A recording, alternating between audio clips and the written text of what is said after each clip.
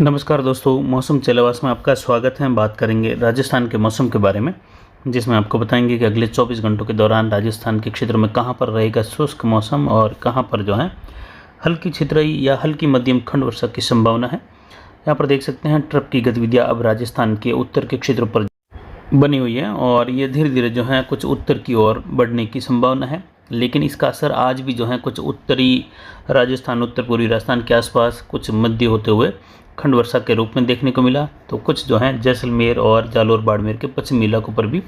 खंड वर्षा का दौर देखने को मिला। छुटपुट जगहों पर ज़्यादातर इलाके शुष्क बने रहे, जैसा कि पहले से ही अनुमान था। और अगले 24 घंटों के लिए भी अगर देखें तो यहाँ पर गंगानगर, हनुमानगढ़, पूर्वी बीकानेर, कुछ नागौर के पूर्वी इलाके, चूरू, झुंझुनू, सीकर, अलवर,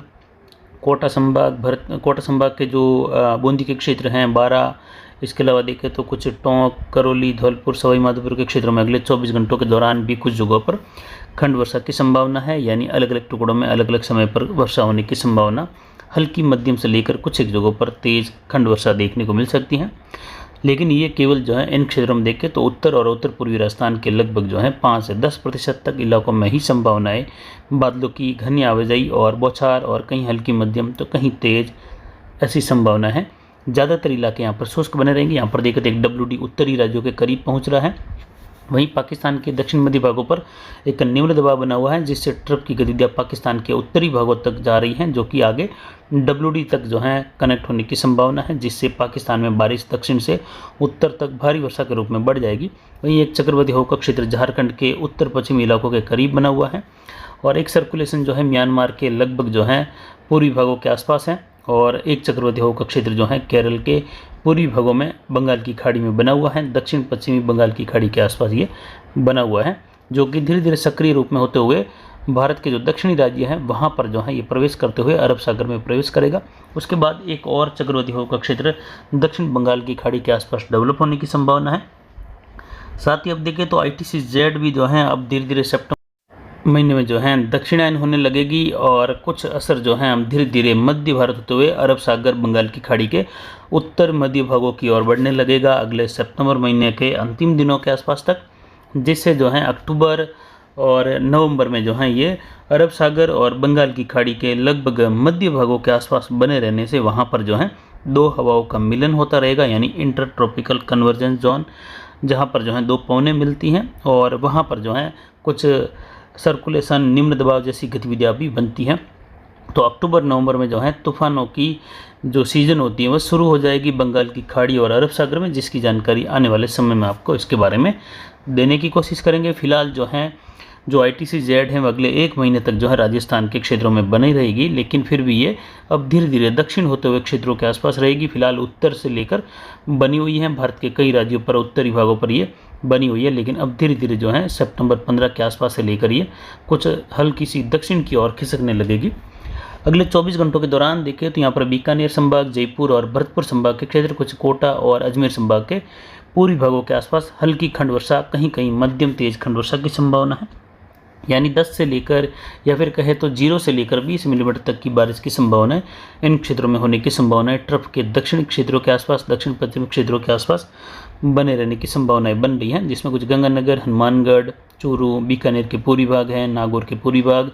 झुंझुनू, सीकर, कुछ जो अलवर के क्षेत्र हैं, जयपुर, दौसा, भरतपुर, करौली, सवाई माधोपुर, कोटा, बूंदी, बारा के क्षेत्र हैं, कुछ पाली के अरावली रेंज के क्षेत्रों में जो है बूंदाबांदी देखने को मिल सकती है या हल्की मध्यम खंड वर्षा की संभावना है, लेकिन बड़े दायरे शुष्क बने रहेंगे। ज़्यादातर इलाका यहाँ पर शुष्क बना रहेगा। उत्तर पूर्वी राजस्थान में ट्रफ की वजह से गतिविधियाँ हैं, जो कि आज भी गंगानगर, कुछ हनुमानगढ़ के क्षेत्र हैं, कुछ बीकानेर और कुछ नागौर के क्षेत्रों से लेकर जो है कुछ खंड वर्षा का माहौल देखने को मिला। ये मैप में आप देख सकते हैं, ये आज के लिए भी मैप था, लेकिन कल के लिए भी लगभग जो है इसी दायरे के आसपास खंड वर्षा की संभावना है, जिसमें पीले कलर में 0 से लेकर 10 मिलीमीटर तक की बारिश की गतिविधियाँ खंड वर्षा के रूप में होने की संभावना है। तो वहीं जो ऑरेंज कलर है वहाँ पर 10 से लेकर जो है 20 मिलीमीटर तक की खंड वर्षा होने की संभावना है, यानी बीच बीच में कई जगहों पर मौसम शुष्क भी बना रहेगा। ये बारिश जो है 5-7 गांव, 10 गांवों के बीच में, तो 15-20 गांव, 30 गांव बिल्कुल शुष्क बने रहेंगे, या केवल बौछारें, फव्वारे आ सकते हैं, या बूंदाबांदी जैसी गतिविधियाँ होगी। तो कुछ दायरे बिल्कुल ही बादलों की आवाजाही के बीच में ही शुष्क बने रहेंगे, ऐसी भी संभावना यहाँ पर है। लेकिन फिर भी यहाँ पर जो है खंड वर्षा की संभावना है। गंगानगर, हनुमानगढ़, नौहर भादरा के आसपास से लेकर कुछ संग्रिया, सदलू के आसपास के क्षेत्र हैं, वहाँ से लेकर भी छुटपुट जगहों पर खंड वर्षा की संभावना। ज़्यादातर इलाके यहाँ पर शुष्क बने रहेंगे। इसके बाद में मौसम यहाँ पर बिल्कुल ही शुष्क होने जा रहा है, लेकिन सितंबर की शुरुआत में जो है कुछ माहौल बदलेगा और एक चक्रवाती हवा का क्षेत्र जो है मध्य प्रदेश और राजस्थान के पूर्वी भागों के आसपास जो है पहुंचने की वजह से यहाँ पर जो है कुछ माहौल बदलेगा और पूर्वी राजस्थान से लेकर उत्तर पूर्वी राजस्थान और कुछ उत्तरी राजस्थान के आसपास से लेकर मध्य राजस्थान की ओर खंड वर्षा की गतिविधियाँ हल्की मध्यम से लेकर तेज, कुछ एक जगहों पर मूसलाधार झड़ी वाली गतिविधियाँ भी या एकाधिक स्थानों पर मध्यम से भारी बौछारें भी यानी 40 से लेकर लगभग 50-60 मिलीमीटर तक की गतिविधियाँ भी छुटपुट जगहों पर रहेगी। लेकिन बीच बीच में बड़े दायरे शुष्क भी बने रहेंगे। ऐसी संभावनाएं जो हैं सितंबर महीने के पहले सप्ताह के दौरान है, जिसकी जानकारी आने वाले समय में भी लगातार आपको देते रहेंगे। तो उत्तर पश्चिमी राजस्थान में यहाँ पर गंगानगर, हनुमानगढ़, चूरू, नागौर, बीकानेर के क्षेत्रों में देखें तो ज़्यादातर मौसम यहाँ पर शुष्क बना रहेगा। लेकिन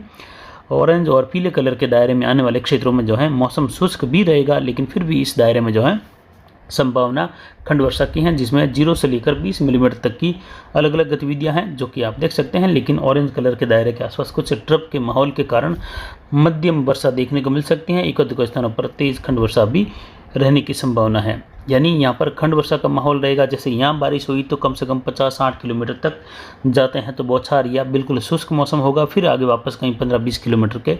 दायरे में बारिश होगी, क्योंकि अभी कोई इतना सक्रिय सिस्टम यहाँ पर नज़दीक में नहीं है, जिससे ट्रप की गतिविधियाँ भी बहुत ज़्यादा सक्रिय रूप में नहीं रहेगी। हवाओं में परिवर्तन है, हवाएं काफ़ी कमज़ोर रूप में चल रही हैं दक्षिण पश्चिम से, क्योंकि अरब सागर का उत्तरी हिस्सा भी अब जो है धीरे धीरे कमज़ोर हवाओं के रूप में बन रहा है और दक्षिणी राज्यों के आसपास बनने वाले चक्रवाती हवा के क्षेत्र के कारण अरब सागर का उत्तरी हिस्सा जो है वह कमज़ोर हवाओं के रूप में रहेगा, जिससे तेज़ी से नम हवाएं जो है ट्रप के पश्चिम में नहीं आएगी, जिससे ज़्यादा जो है सक्रियता ट्रप के रूप में देखने को नहीं मिलेगी। लेकिन फिर भी खंड वर्षा की संभावना है। जैसे ही दक्षिणी राज्यों से जो है चक्रवाती हवा के क्षेत्र के रूप में बनने वाले सिस्टमों का जो चलन होगा वो कम होगा, वैसे ही अरब सागर के उत्तरी भागों में फिर से हवाएं बढ़ने लगेगी, जिससे फिर से जो है एक दौर उत्तर पश्चिमी भारत के क्षेत्रों में जो है तेज़ी वाला देखने को मिल सकता है आगे आने वाले समय में, जिसकी जानकारी आने वाले समय में लगातार आपको जो है टाइम से अपडेट देते रहेंगे। उत्तर पूर्वी राजस्थान देखें तो यहाँ पर झुंझुनू, सीकर, अजमेर, टोंक, सवाई माधोपुर, करौली, धौलपुर, भरतपुर, दौसा, जयपुर, अलवर सभी क्षेत्रों में बादलों की आवाजाही बनने व कहीं कहीं खंड वर्षा की संभावनाएं हल्की मध्यम इक्का-दुक्का स्थानों पर तेज रहेगी। लेकिन 90% से ज़्यादा क्षेत्र यहाँ पर जो है शुष्क बने रहने की संभावना है, यानी कोई खास गतिविधियाँ नहीं। लेकिन फिर भी ट्रप की वजह से यहाँ पर उत्तर और उत्तर पूर्वी राजस्थान से लेकर कुछ पूर्वी राजस्थान तक के इलाकों में खंड वर्षा जैसी गतिविधियाँ अगले 24 घंटों के दौरान रहने की संभावना है। कुछ एक जगहों पर तेज़ बौछारें या तेज़ खंड वर्षा भी होने की संभावना रहेगी। लेकिन ये कोई बड़े या फिर जो है कोई राहत वाली बड़ी खबर यहाँ पर नहीं है उत्तर से लेकर उत्तर पूर्वी राजस्थान के लिए। लेकिन फिर भी जहाँ पर ये बौछारें गिर रही है, जैसे मान लीजिए कहीं पर पिछले 15 दिनों से बारिश नहीं है, फसलें सूख रही हैं, वहाँ पर अगर 10 मिलीमीटर की भी बारिश हो जाती हैं या 5 मिलीमीटर की भी बारिश हो जाती हैं तो उनके लिए या उन फसलों के लिए एक बड़ा जो है जीवन दान मिलेगा और अमृत समान ये बारिश होगी। इसीलिए ये बारिश जो है काफ़ी ज़्यादा महत्व रखेगी इन क्षेत्रों के लिए। जबकि दक्षिणी क्षेत्रों में देखें तो यहाँ पर उदयपुर, राजसमंद, भीलवाड़ा, चित्तौड़गढ़, डूंगरपुर, बांसवाड़ा में देखें तो मौसम ज़्यादातर शुष्क रहेगा। कुछ एक जगहों पर बौछारें गिर सकती हैं। तेज़ तापमान और धूप खिलने की वजह से बादल जो हैं कुछ जगहों पर ऊंचाई पर बनने और संग्रहित होने से जो है कहीं कहीं बौछारें गिर सकती हैं या खंड वर्षा हो सकती है। लेकिन लगभग 98% तक क्षेत्र यहाँ पर शुष्क बने रहने की संभावना है। अरावली रेंज में कहीं कहीं बारिश की गतिविधियाँ बन रही हैं।